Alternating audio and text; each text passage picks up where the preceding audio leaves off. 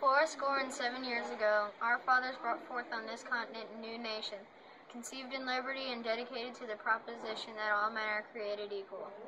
Now we are engaged in a great civil war, testing whether that nation or any nation so conceived and so dedicated can long endure. We are met on a great battlefield of that war.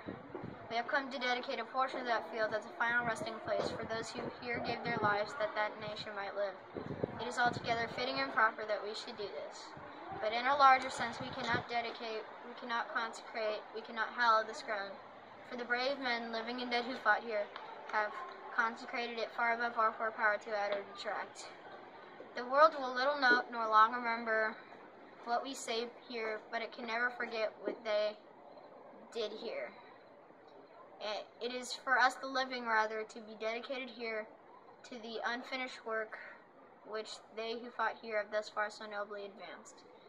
It is rather for us to be dedicated to the unfinished work before us, and to make sure these dead have not died in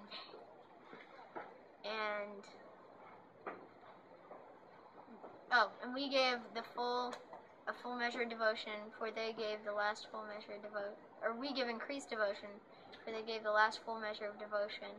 In this nation, under God, shall have a new birth of freedom, and that government of the people, by the people, for the people, shall not perish from the earth.